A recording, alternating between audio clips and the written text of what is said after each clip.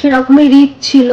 তো সব মিলিয়ে আজকে আমি বলেছি একদম হালকা পাতলা খাবো, ওই জন্য একদম হালকা পাতলা একটা ডিমের ঝাল করেছি, তোমাদেরকে পরে দেখাচ্ছি। আর বাবিকে বিস্কিট আনতে বলেছিলাম।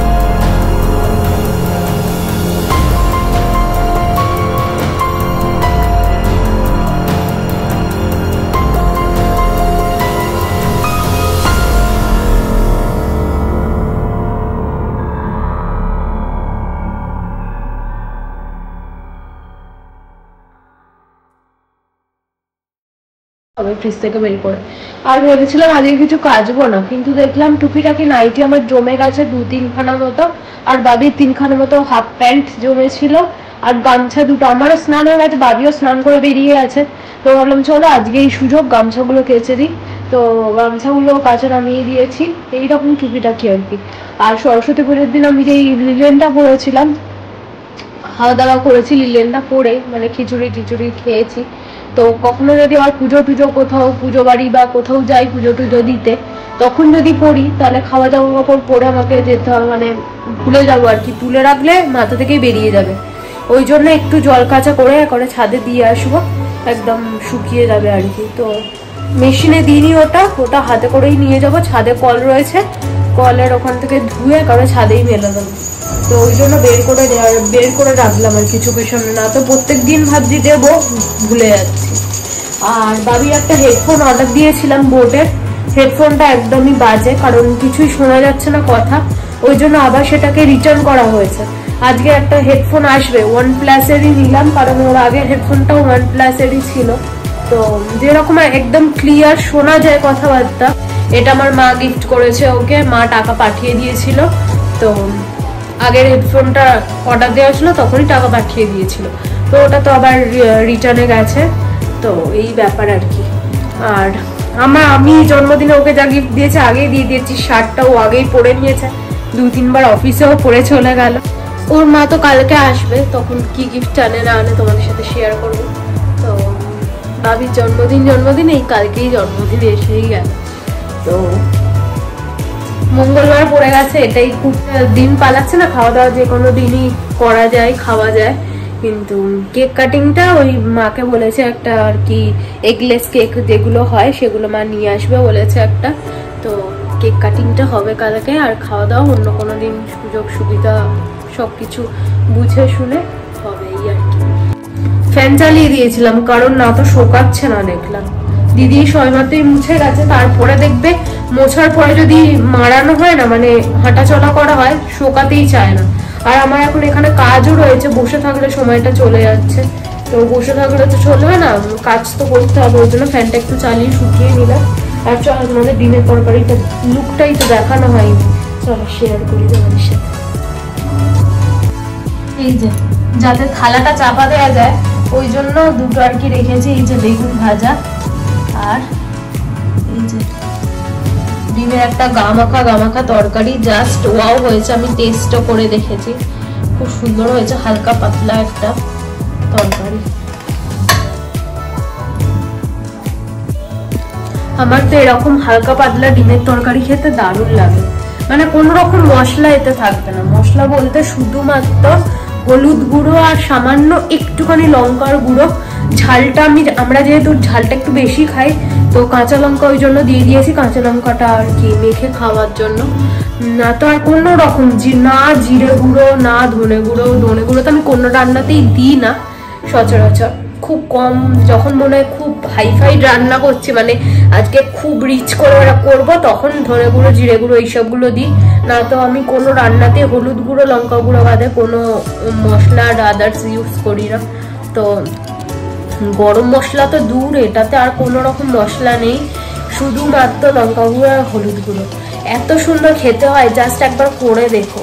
কি করবে বলো তো, ডিমটার মানে খুব শর্টকাটে রান্না। যখন মনে হবে একদম কিছু করতে ইচ্ছা করছে না, ভাতের সাথে কি খাবে, তখন এই পদটা করে দেখো, খুব তাড়াতাড়ি হয়েও যায় আর খেতে অসাধারণ লাগে। আমার তো খুব ভালো লাগে, তোমরা একবার ট্রাই করো। একদম আলু ভাজা যেরকম সরু সরু করে কাটে না, ওর থেকে একটু চিকন, মানে অতটাও সরু করবে না, একটুখানি মোটা মোটা রাখবে, এরকম মতো করে ওই রকম আলু ভাজার মতনই গোল গোল করে কেটে, আর তারপরে যেরকম কাটে আর কি ঝুরি আলু ভাজাগুলো, আর একটু মোটা মোটা রাখবে রেখে। আর পেঁয়াজটা, একটা পেঁয়াজ নিয়েছিলাম, আর রসুন আদা কিচ্ছু নিইনি, নিয়ে ওই তেলের মধ্যে জিরে ফোড়ন দিয়েছি, দিয়ে আর ওই পেঁয়াজ আর আলু একসাথে দিয়ে দিয়েছি, দিয়ে ভাজা ভাজা করেছি, যেরকম আলু ভাজা হয় পেঁয়াজ দিয়ে, সেই রকম একটু ভাজা ভাজা হয়ে গেছে। তারপরে হলুদ গুঁড়ো লঙ্কা গুঁড়ো দিয়ে একটু নেড়ে নেড়ে, টমেটো দিয়েছি আধখানা, দিয়ে নেড়ে নেড়ে নুন দিয়ে দিয়েছি, অল্প একটুখানি সামান্য চিনি দিয়েছি যাতে টেস্টটা ঠিকঠাক আসে আর কি।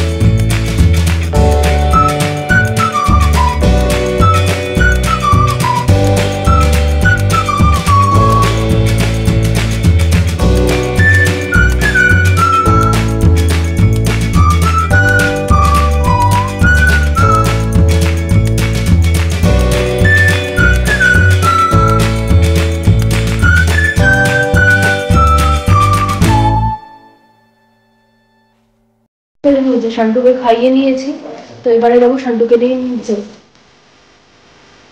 তো বন্ধুরা এখন বাজে 12:15, আমার শান্টুকে ঘোরানো হয়ে গেছে, সব কাজ বাজ মোটামুটি কমপ্লিট। এবারে বসি খেতে, তো খেয়ে কি করবো আর বসে থেকে, সব হয়ে গেছে।